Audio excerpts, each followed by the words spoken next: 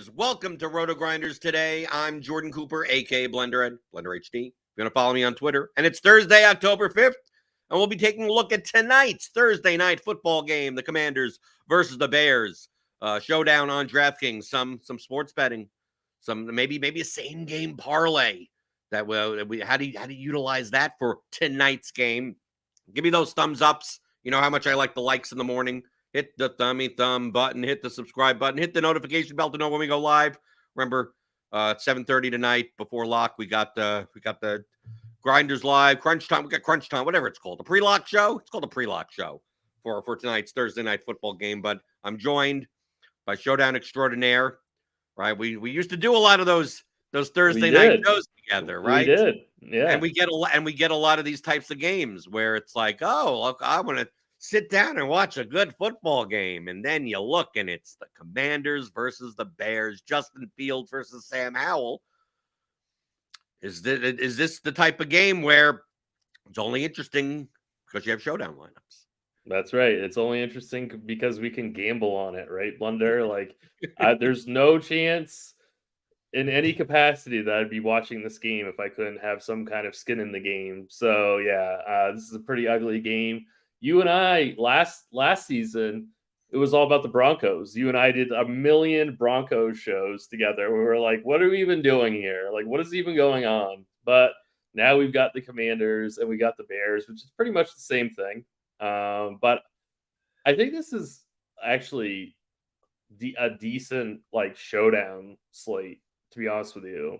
Just because, you know, Fields is such a mobile quarterback. So, like, that always adds, like, a little extra wrinkle, I think, in my opinion, to, like, what you do with him in terms of, you know, your captain MVP spot, or if you play him in the flex, or if you fade him. I mean, fading him is scary, but, like, you know, he's very, very mobile, but we haven't really seen that, like, explosive rushing game from him that we've seen a couple times, like we saw a couple times last year. Well, you could get all of our Showdown content if you're a premium member. Click on that link in the description. Get $10 off your first month. We have a DraftKings Showdown HQ Center, which is our sim tool, as well as links to, you know, the lineup HQ, NFL Grind Down, top lineup optimizer values, same game parlay picks. Joe Cestero just came out with an article. This is a free article about, you know, what he's looking for an SGP in tonight's game.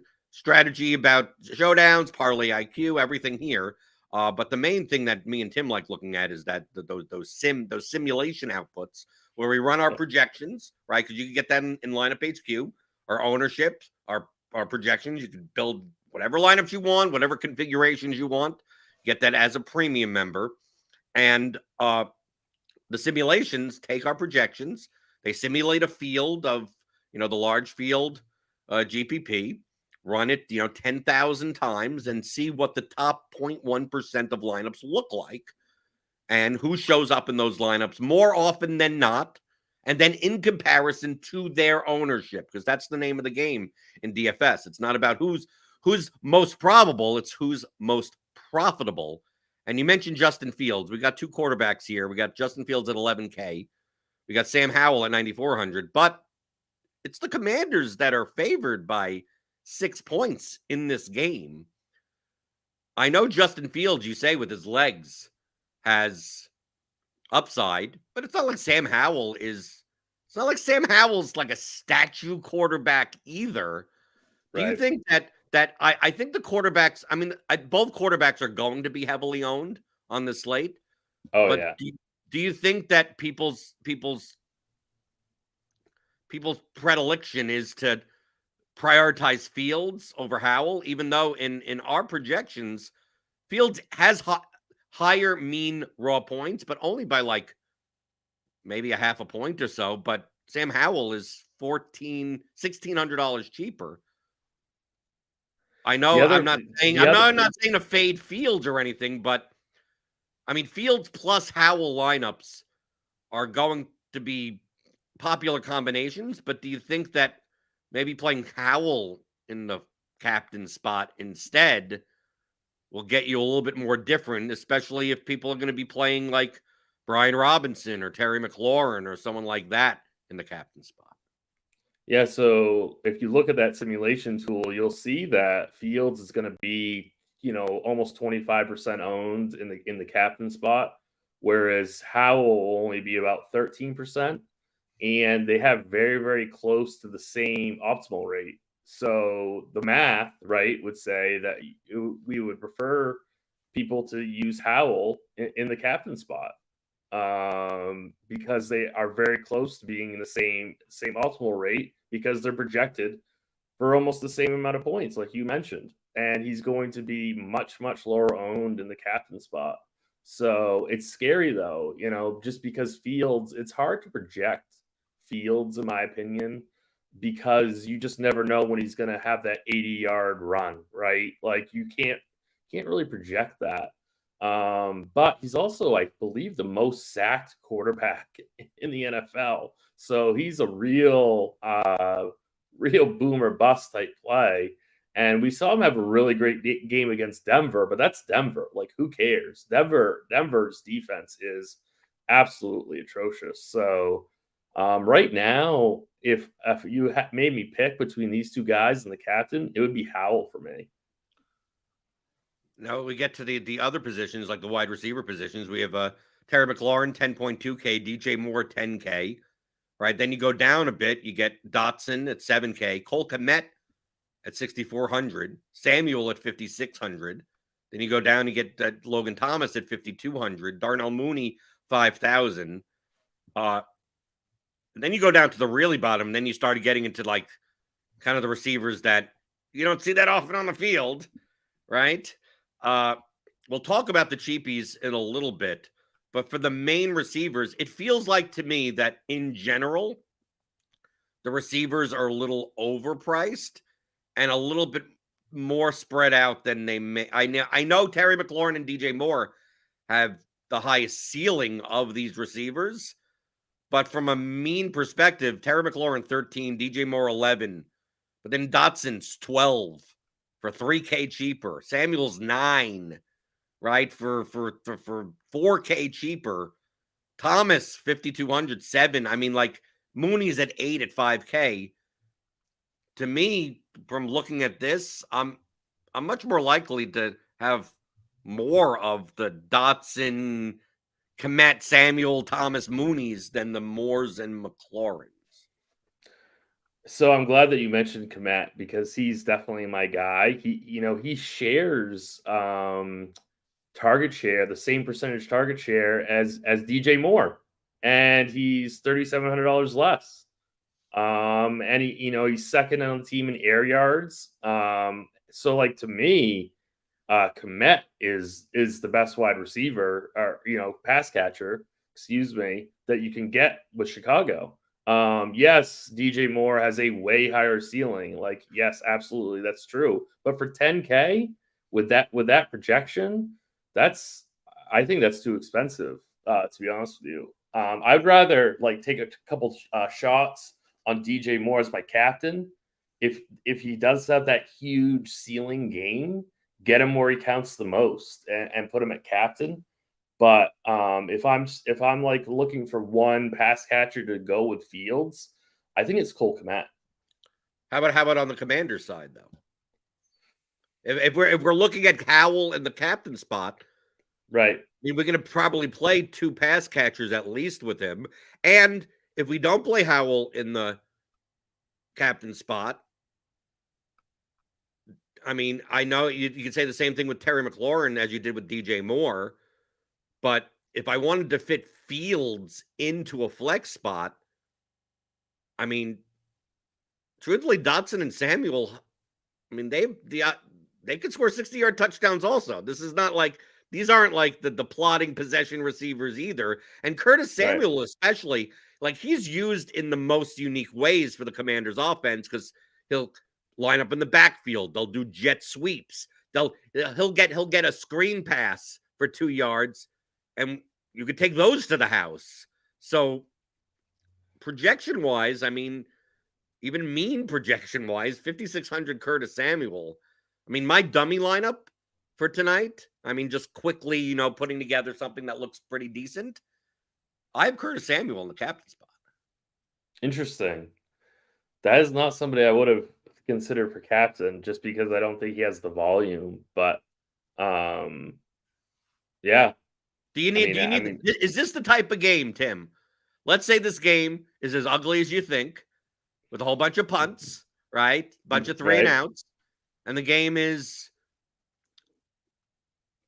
17-6, right? I mean, Ooh. like something like that, or like really ugly, like like really, really, really really ugly. It's ugly. like, Yeah. and if Curtis Samuel has a 3 for 70 with a 55-yard touchdown, why can't that win? I mean, I, I that like could I win like that. going for the ugly stuff. I like going for the stuff like dude. I don't mind Jahan Dotson at the captain either. He's only $1,400 more. I prefer Dotson. Like, Okay, he actually, to me, if you wanted to go that way, I prefer going Dotson. We actually have him like 9.5% chance of being the optimal captain, which is, I think, is pretty decent. Whereas Samuel's only 4.5%. So I'd rather. I mean, you're getting positive leverage with either one, but I prefer going to Dotson.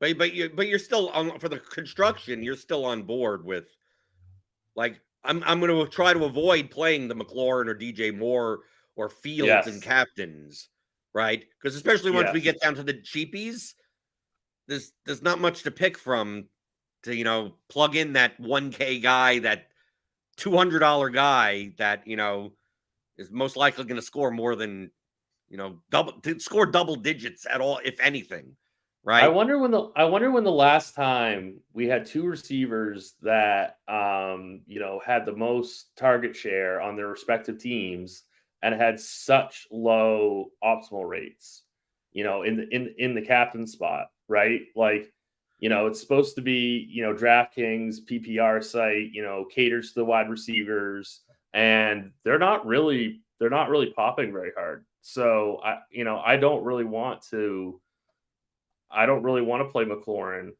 Even if I'm looking at them in flex, they're not showing up as fantastic plays. Like, DJ Moore in the flex is only going to be optimal 20% of the time, but he's going to be owned 33%. Like, that's pretty bad negative leverage for DJ Moore. Let's talk about the running backs now. Yeah. Got Brian Robinson, Khalil Herbert, 9,200, 8,600. But then you also got Antonio Gibson. You got Roshan Johnson at 4,800, Antonio Gibson at 3,200. I think Brian Robinson is actually going to be popular because Commanders, home, 6-point favorites. Typically, he's the Yep. guy that when they're in the lead, he's running the ball. They'll mix in Gibson, right? Gibson's more of a pass catching back, right? And then you got her. We've seen the last game; they're more likely to roll. I mean, people like Roshan Johnson. I've heard the best ball people talk him up, as a 0 RB candidate. But I mean, Herbert has been catching balls out of the backfield also. I mean, Yeah. I mean, I view these guys like Robinson and Herbert as like touchdown, that like these are touchdown or bust people, right? At these prices, you're not. I mean, like, the PPR value of both of these guys is quite low. I mean, yeah, Herbert may catch 2 balls out of the backfield. Robinson may catch 1, if he at all. Like, really, it comes down to, can they get 100 yards and can they get a touchdown or possibly 2?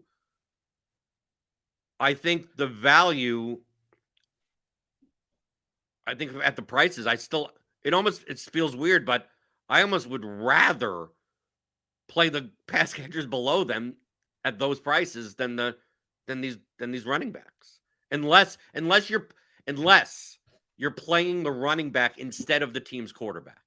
So, like, instead of playing Howell, you play Robinson. That's exactly what I was going to say. So, if you're going to fade Howell, then assume that it's going to be a big dosage of Brian Robinson, right? That's what you're expecting. That they're going to dominate possession, they're going to pound the ball. So that, to me, that's fine. It's the Bears running backs that I'm like have almost no interest in. They keep saying that Roshan Johnson's gonna like take over, but I don't think that's really been the case at all. Let me look at something real quick here. I think it's been like 45% rushing share for Herbert versus 25% for Johnson. Um, neither one of them have very much of a target share at all. And then short down and distance, it's still Herbert at 90%. So I don't have much interest in Johnson, despite what the best ball bros say. Okay, let's look at And then I think Herbert's too expensive, right? Like I don't think I want to spend 8,600, especially knowing that Fields has such rushing upside. So to me, it doesn't look like Herbert's a great play. Let me check out what the actual math says. What the actual optimal rate is, but doesn't look great. No, I don't think so. No, I mean, if we take Khalil Herbert, actually has positive leverage based on our ownership. 5% optimal, 3.78% owned in the cap. Yeah, in the captain, and then a little bit of negative leverage in the flex. So I guess we're kind of neutral on him. Just my take though is that I'd rather go down to a Komet, or you know what I mean, or down to somebody lower, and just focus on Fields getting the rush work. Right. In general, our sims show that in general, the Bears players will be overowned more than the Commanders players. And if we take a look at the cheapies now, because if you're going to build those constructions where, maybe you have a 10K type of captain, maybe you're not leaving that much money on the table. I mean, we got underneath the DSTs and kickers, right? Which are actually expensive. We don't have a cheap DST. The Bears DST is 4K. So even Antonio Gibson underneath, I would say, is de facto the best mean projected play by far underneath them, but he's 3,200. So it's not like he's cheap. But we got Diami, we got the Browns, Diami Brown and Equinemius St. Brown. We got guys like Cole Turner, second tight ends. We got Tyler Scott, like fourth wide receivers. Byron Pringle, maybe, I don't know, special teams. Who knows what the hell? Robert Tunyon. I mean, Velus Jones. I mean, what are we looking at here? It just feels like Mercedes Lewis. It feels like this is it feels like the only way these guys end up in the optimal lineup is if you're playing a lineup that is probably duplicated 247 times. Because the only way to play Fields, Howell, McLaurin, Moore is to play, John Bates getting 6 points, right? On a 7 points on a 1 yard pass on the, the play action at the 1 yard line. But like outside of that, like how do these guys score any significant amount of points at all? Yeah, it's really ugly once you get below Antonio Gibson. Obviously I don't have like a strong conviction on any of these cheapos. Well, Diami Brown probably has the highest ceiling, right? I mean, like I'd rather take a Equinemius St. Brown. I'd rather take someone that maybe he's only on the field for 10 snaps, but he's at least going like 40 yards down the field, right? And hopefully he gets open or something like that. And then you get the tight ends where their upside is purely in that like third tight end big boy touchdown on the goal line. Robert Tunyon, like somehow lucks into a touchdown. But even then, he's only scoring like 7 points. So like the point is that I'd much rather play a guy a little bit more. I'd rather play Diami Brown at 2,800. And one for 60 with the touchdown is so much different than 1 for 1 with the touchdown. Yeah, for sure. I was kind of looking at people like under 1,000, like if there's anybody that you could realistically play under. I guess it's Tyler Scott. Right. He might be like the wide receiver 3. So he might be somewhat interesting at the Stone Min. But like I said, if you're playing the large field GPP, now obviously, Tim, you play the smaller field stuff. You probably don't even have to make a lineup with Tyler Scott, so you don't even care about some of these people. Right. But in the large field stuff that I play, Getting unique matters. The problem with like Yes. playing a Tyler Scott is that if I play Tyler Scott in a lineup that spends like 49.5, like I don't care that Tyler Scott, we say this all the time. Well, he's only going to be 2% owned. Well, what happens? It's 50,000 lineups, 100,000 lineups. What's 2%? That's 2,000 lineups with him in it. And most likely, these people tend to spend most of their salary. So Tyler Scott, even though he's 2% owned, he's in your Fields, Howell, McLaurin lineup. He's in your Brian Robinson, Fields, McLaurin, whatever lineup. But you could put You'd him have in to your leave money on the table. You could put him in your Dotson lineup at captain. Well, I don't put him definitely. at captain. Captain's the worst case. I would never do that. No, I'm saying if you play Dotson at captain, then you But you'd still be leaving money on the table. But you'd still be leaving money on the table. Right. You're still leaving 1,500 on the table. That's kind of more of the point that I'm making is that, yeah, you could find ways to get unique, but if you're playing Tyler Scott and you're maxing out nearly all the salary, and he's the only guy like under 20% owned in your lineup, like you're not as unique as you think you are in large field. Tim, in your contest with 400 entries, you're probably fine. Right. But you're probably still not going to play Tyler Scott. Probably not. I haven't really started building lineups yet just because I'm not really excited to watch this game. But yeah, I'm definitely leaning Howell right now, but that could change. Do you think the defenses and kickers will be a little overowned with the fact that there's really not much value underneath them? I think the kicker is going to be really high owned. What do we have? Joey Sly, 4,200. Yeah. Joey Sly, 4,200, currently projected for 24% ownership. Commanders D, 24% ownership. Yeah, Bears D, 15%. Yeah. People need to find value at some point, and I think they're much more likely to click on Joey Sly than Diami Brown, or click on the Commanders defense, right, to Darnell Mooney if they're playing stuff from that side. And we even see in the tools. I keep on bringing up the wrong article, right? In our simulations, the thing that's interesting is that people look at this game as like Commanders Bears. Oh, both teams suck. Look how much more often like these 5-1s and 4-2s. Like I'm looking at these Commander 5-1s going, I think I prefer playing a lot more of the Commanders and much less of the Bears. Because a lot of times in our sims,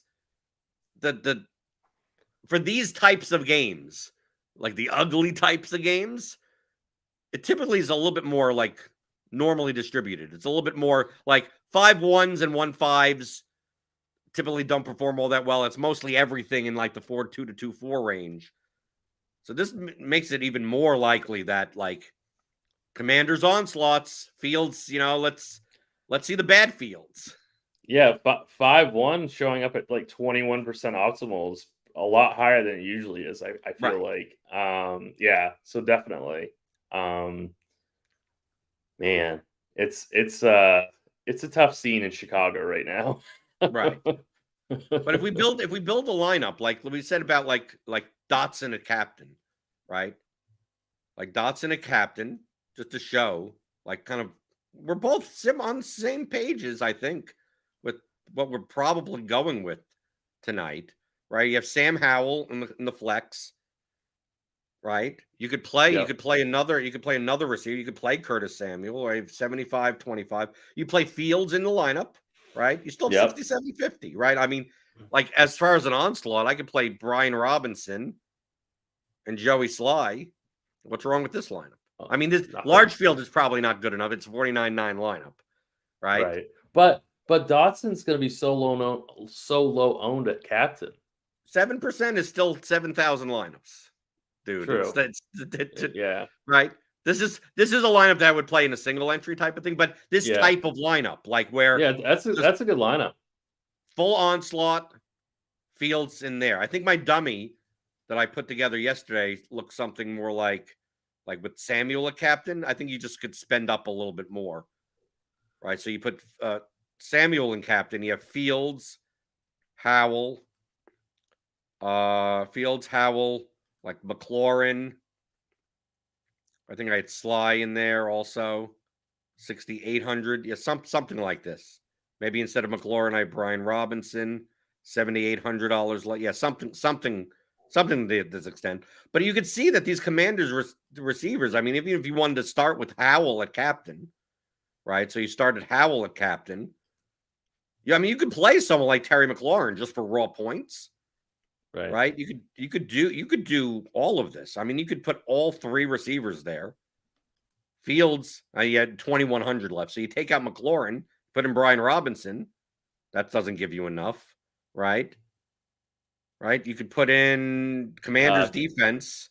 Yeah. Right? You could do Thomas.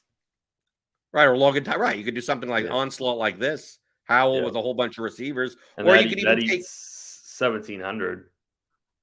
Right? Yeah, this would be fine.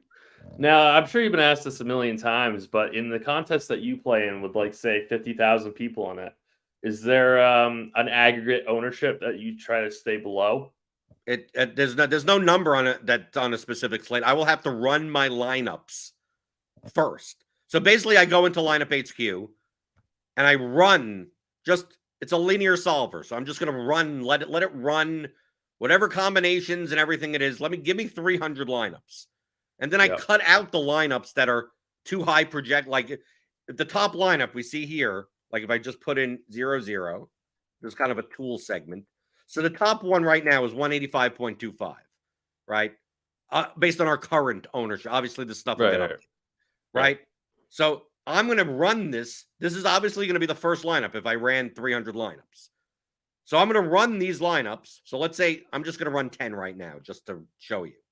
Yeah. So as the projection goes down, conceptually, your ownership should also go down. So what I will do is I will cut out 185 down to 179. That's fine. 178. That's fine. 194. So why would I play a lineup that is higher owned with lower project? I would get rid of these lineups that are in the middle for whole 300. I could do that manually in lineup HQ by literally doing what I'm doing right here by just clicking and scrolling.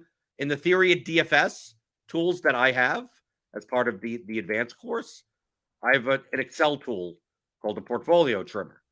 Right, James developed it. It's part of the advanced course with the custom Excel tools. I could export all these lineups, all 300 lineups, 600, 3,000. I can make multiple 300 sets, bring it right into the portfolio trimmer tool. It has whole multiple types of options, but one of the things is the smart trimmer, which this process of removing those lineups in between, it does for me. So I could bring in 3,000 lineups and press the button, and in like 3 seconds, it goes, and it leaves me with just the lineups that are it constantly goes down in ownership. So sometimes I could take 600 lineups, and it leaves me with like 18 lineups, right? Right. It's amazing. It's amazing that you and I play the same game, but we play it completely differently. Just because I play 1 to 3 teams, you know what I mean? Like, and you, but you don't need that type of efficiency. You're not sorting. No, I know. It's just funny. Like, it's like watching what you do compared to what I do, but yet we're still just playing DFS. But it's still the game theory still remains the same. Right. It's all about contests, and the certain contests that you play, you got to change your game plan. So, right. So after I do all of that, I will see where the biggest gaps are. Right. You'll see that it goes from 185 to 179 to 178. Then you may see a gap where it like jumps down to like 153. And it only gives up like a half a point of projection from the previous lineup. So that's such a big jump there. I'm like, okay, that's probably the range I want to be in. Right. I want lineups kind of in that range because I'm getting a very big ownership discount, but my projection isn't going down all that much. So I want to be in that range. And typically I'll just set that to be my cap at that point. Right. Do you have a cap on like a certain amount of captains that you want to have in your scripts? No, it's whatever it comes out to. That's a diversification question. It has nothing, there are some slates where I'll play 20 to 40 lineups and I may have like only 3 captains. There's some slates I'm playing 20 to 40 lineups and I have 8 different captains. It really just comes down to what is the most advantageous for this slate and how much risk. Right. Right. I feel like yeah. this is the type of slate where if I play 20 to 40 lineups, that I will have 0 Justin Field captains. Yeah. Now, can I build lineups that I'm fine with Justin Fields? I could go through this entire process and find 2 or 3 lineups that are perfectly fine to play that I think are plus EV. Mm-hmm. Do I want to put them in, even though I think it's much more advantageous, higher EV, to have more Howell line? It's always a give and take. It's like, well, I have 30 lineups. How much risk do I want to have? Well, if I can build a DJ Moore captain line. I can, right? Now, if DJ Moore goes out and puts up 120 yards and 2 touchdowns, and I have no DJ Moore captains, well, I just lose all my money. If I'm fine with that result, if I'm fine with that risk, that's fine. But I think he's going to be overowned. So although I could build 4 or 5 lineups with DJ Moore in it, so I have diversified set of lineups, maybe I decide to take on more risk and say I'd rather replace the DJ Moore lineups with Jahan Dotson captain lineups to get more combinations of those. So like there's no strategic reason for it. It's just how much risk do you want to have on the slate?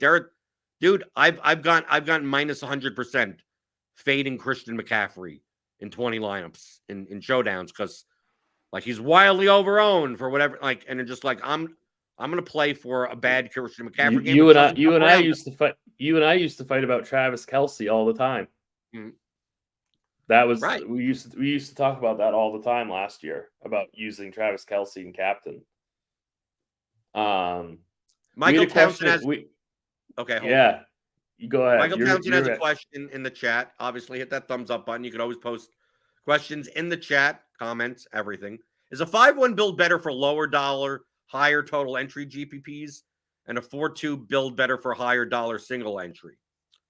Well, I'll send it over to you in a second, but the answer is that you're thinking about DFS incorrectly because the players matter in the build. It's not like it's very similar, Tim, to baseball, where they go, do I do 5-2-1 or do I do 4-3-1? It's like that's all in relation to the players. Like I wouldn't play a 5-man stack of injured players. Like I don't care that it's a 5-man stack, right? The same reason why it's like imagine a 5-1 lineup, but all of your players are like Jamison Crowder and John Bates, and you're leaving 30,000 on the table. Yeah, it is a 5-1 lineup. It's an awful one because the projection is so low. So it's not just the thing of like, do I build 5-1 or do I build 4-2? It's like, well, it's all in comparison to the projection and ownership in your lineup. These construction types are a form of correlation. And if we go to the Theory of DFS, 15-hour audio DFS masterclass, you can pick up at theoryofdfs.com. Both these courses, I talk about the 3 main levers of DFS: projection, correlation, and leverage. And it's always a balance of those 3 for GPPs.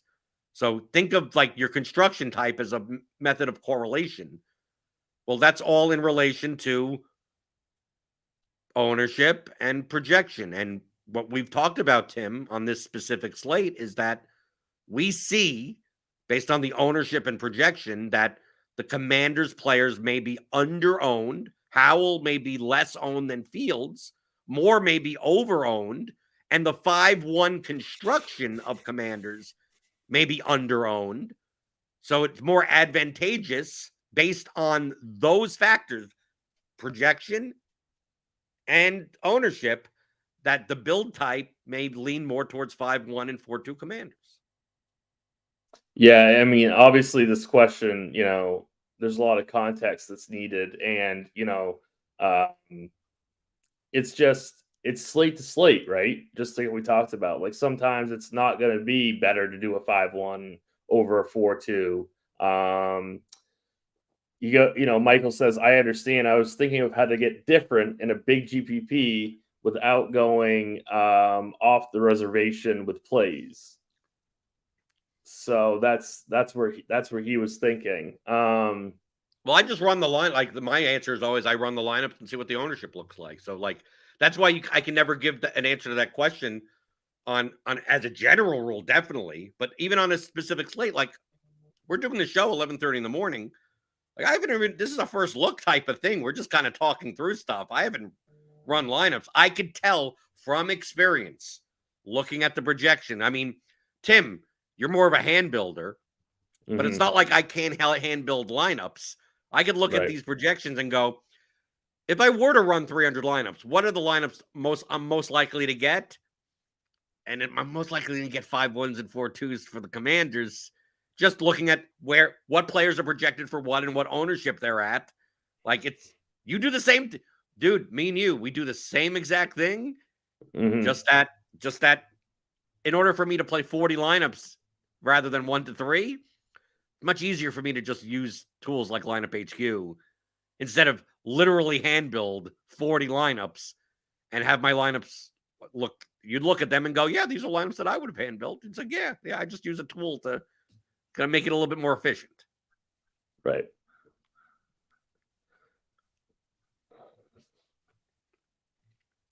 I'm trying to think of like, I'm trying to like build teams right now just by hand, and I'm trying to like find ways to like do like unique 3-3s or like even like a unique 2-4 just to be like contrarian. But I already think we already see in the simulations that like 5-1 Commanders and 4-2, even though it's not like they're going to be unowned, are still under-owned. Right? Yes, It's never about like what's the most owned. It's what's over-owned and under-owned. It's like if you told me that, a lot of people are playing 4-2s, but twice as many people should be playing 4-2s. Like I'm going to be playing, like it doesn't matter that it's popular. It has to do with how owned it is in comparison to how owned it should be. So Donnie has a question in chat. Do you think the 5-1 rate is so high because of Washington being 6-point favorites in such a low-scoring game, or is it more of a Washington salary thing? I think it's both. Yeah, I do too. Right? Yeah, I think it's both. Same game parlays, right? People like doing those, right? That's all the rage. SGPs. You know me, right, Tim? I know you're not in a sports betting state. Good thing, because you probably shouldn't be doing same game parlays. In general, you generally shouldn't, right? The holds on these are typically very, very big. Aren't they getting bigger? Aren't they getting bigger too, Blender? Yeah. It's. Yeah, that's what I thought. Let's just say that sports betting opened up to me legally a week ago. Like I don't do SGPs unless you're giving me something for free, right? They give you these boosts and stuff, and sometimes you could find ones that make up for the huge holds on a 3+ leg SGP. So if you do have bonus funds, like they give you these bonus bets, use the bonus bets on the SGPs. You want build a +400, +500, +600. Use the projections here at RotoGrinders. You can use them for sports betting, right? We have a props and pick'em package. It does that for you, right? You could look through the statistical projections we have and go, well, what's this number compared to that number, right? You have the blitz. If you subscribe to Cardi's projections, I aggregate them together. I throw them in. I look at the distributions and I see where the edges are. So if I find 3 in the same game, that's what I typically use my bonus bets on, because the bonus bet, Tim, you don't get back. Like they give you a $25 bonus bet. Like if you put it on a +100, you don't get back $50. You get back $25 because the original 25 is just like funny money. Like it's like free things. So it's more advantageous from an EV perspective to use your bonus bets on longer shots. Because imagine, Tim, you put it on a -1,000, right? You're getting back like you don't get back the $25. You're just gonna here's $4, right? That's all you get. Well, you have a great shot at winning $4, right? Because 90% of the time you'll win $4, right? But if you put it on a +400, it's like, oh well, I mean, you don't win $100 that often, but you win it 20% of the time. So the EV of that is $20 versus $3.60. So I usually save my bonus bets for longer shots, and that's something that you could do with same game parlays. Another tip, right? I feel like I'm teaching it, Tim, for when you get sports betting in your state or you travel, you get out of it. always be wary of the boosts that the sites give you for these SGPs. They'll run promotions all the time. 30% profit boost, 50% profit boost, 25% but it only applies to tonight's game, SGP, 25%, 30% profit boost. I did that I got a soccer boost for one site on Tuesday, Tim. 30% SGP and I play Champions League soccer for DFS on Tuesdays and Wednesdays, so it's not like I know the teams. I have projections. You know what you're doing. Yeah. Right. I know what I'm doing. Right. So I'm like, okay, well, if you're going to give me this boost, I'm going to use it, but I need to find a plus EV way to use it. So I went that site. I'm like, okay, let me take a look. I look across the board to the 4 other sports books that I have access to here. That's one key thing: line shopping, price shopping, number shopping, everything. And they gave me this boost. So I put together very, very simple, kind of like anytime goal scorer for soccer, that team to win, and both teams to score in the game. It's like, okay, you got a boost from plus 600 to plus 700. Right? Which is the boost. So I'm like, okay, it's that. I went to another site. And I'm not going to name the sites because I don't want to call people out. Right. Because we have sponsors here, right? So you never know. You never know what it is. But this is what you have to look out for. I go to another site. I put the same 3 things in. No boost on their site. Just 3. Make your SGP. Plus 720. Right. Right. It's very similar. Very similar. Imagine going to a store. You go to an electronics store. You go to an electronics store, they say this TV is 30% off. Yeah, but they raised the price 40% before they made it the label say 30% off. So like you go to Best Buy and it's $500, and then you go here and it's like, well, here it's $650, but you get 25% off. It's like, yeah, but that comes out to actually more money, right? Because you already tacked on more. So it's like it's a psychological facade.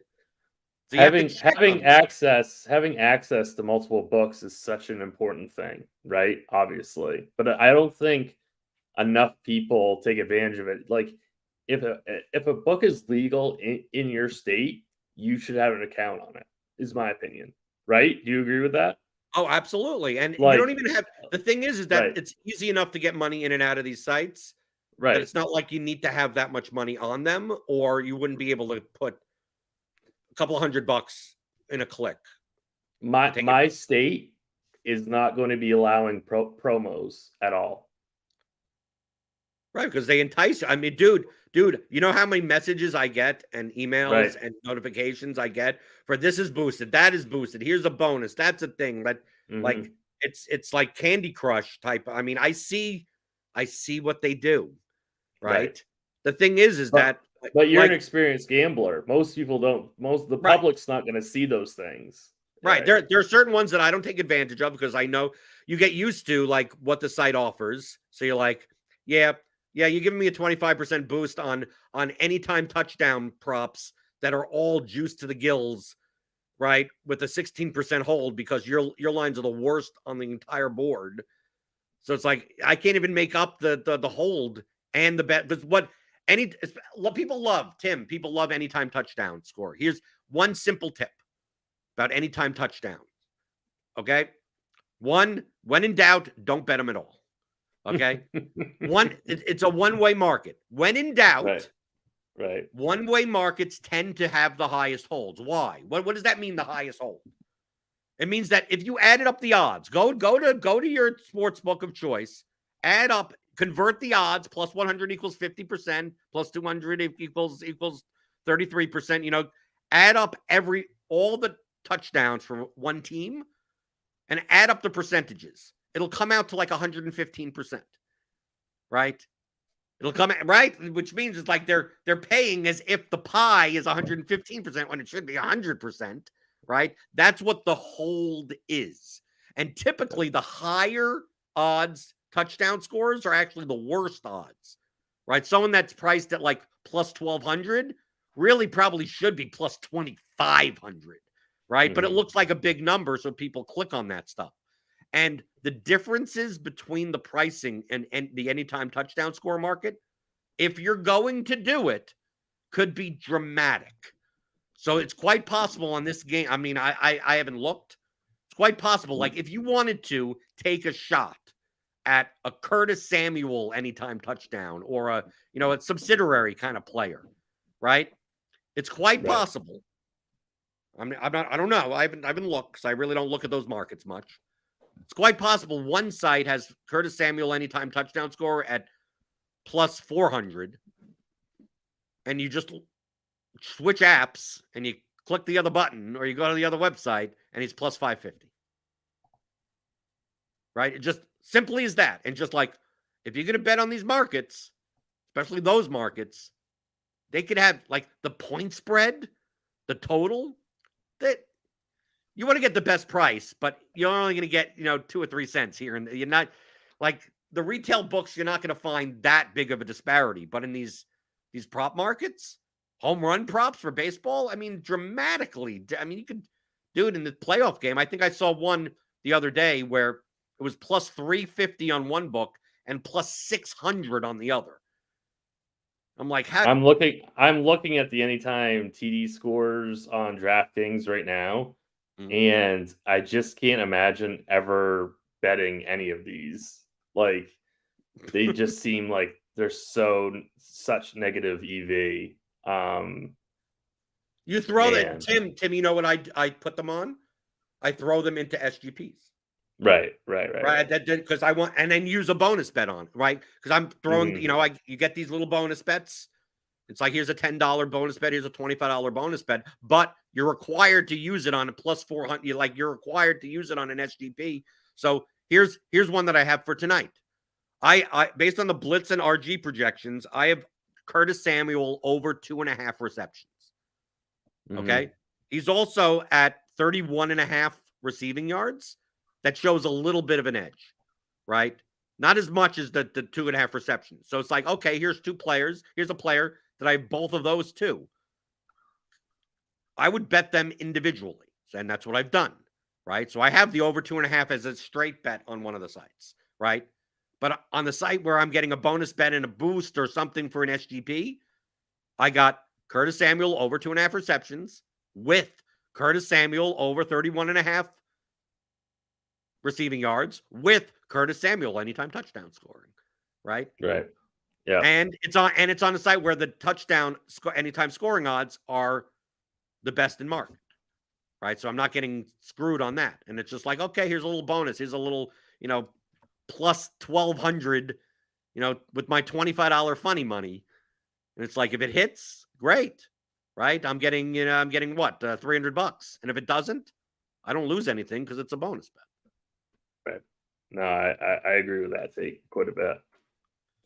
Yeah, Curtis Samuel's currently plus 235 on DK to score a touchdown.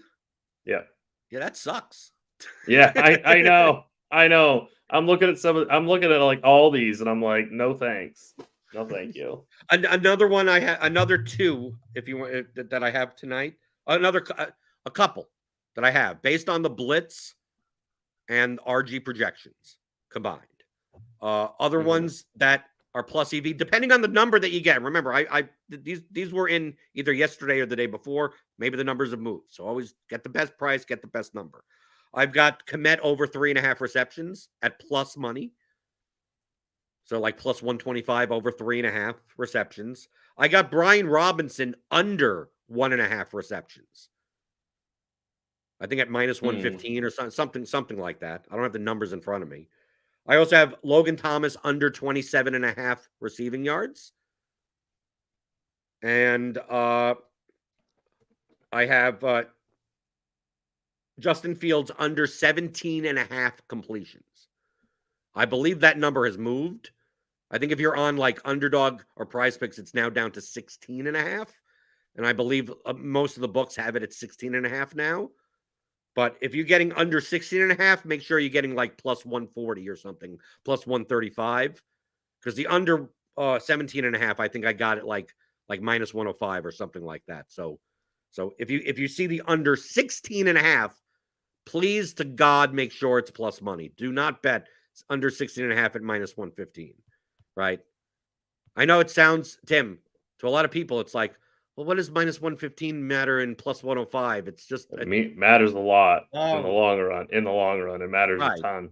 Right. If you're going to be doing this every day, I mean, these nickel and dimes, right? It's like, oh, it adds up. It adds up. You dude, know, you realize that's where all of your money comes. That's literally like all of your profit over the course of a year. 2% of every bet. Imagine Tim in DFS. Imagine if you got 2% rake back on every contest you've ever entered this year. Now, for some of us that play DFS, I mean, let's say you play $100,000 in volume, which is not that high, right? Some of us play even more, 200,000 in volume, playing a couple of hundred a day, 1,000 a day, right? Something like that. What's 2% of 200,000, right? Because you're right. that. What's the rake for it? That's $4,000. Right. Imagine if the only thing you had to do was just look at this place versus that place for everything that you do. And at the end of the year, someone just hands you an envelope with $4,000. Right. You'd be pretty happy. You'd be pretty happy, even though like at the time it's like, well, this is only $2. It's like, yeah, but at the end of the year, it's four. I'd rather get an envelope with 4K in it than a Yeti cup. Right. Right. They send the Onyx gifts or stuff like that. It's like, dude, just give me 5% rake back, and I'll never. You don't have to do any. Just make the rake 5% lower, and I will be happy. You could ignore me all you want. You don't have to send me nothing. Exactly. Okay, Tim. People can find you on Twitter at Tasteful Tides. You'll have some NFL stuff. You have I know the hockey stuff. That's coming back next week, right? Grinders Live NFL every Sunday at 9 with Dean and Bobby Gomes, and then we got hockey starting on the 10th. Check out that stuff. Become a RotoGrinders premium member. Hit that link in the description for $10 off your first month. Join us in the Discord, rotogrinders.com/Discord, and send your questions in for the mailbag at questions@theoryofdfs.com. We're back tomorrow with the DFS strategy with I believe Squirrel Patrol's on tomorrow. We'll be talking about the Week 5 main slate on DraftKings and FanDuel from a GPP game stack, team stack kind of strategy perspective. So tune into that. Hit that notification bell. We got the pre-lock show later today. And I'll be back tomorrow talking about all things on your mind when it comes to daily fantasy, props, and pick'em on RotoGrinders Today.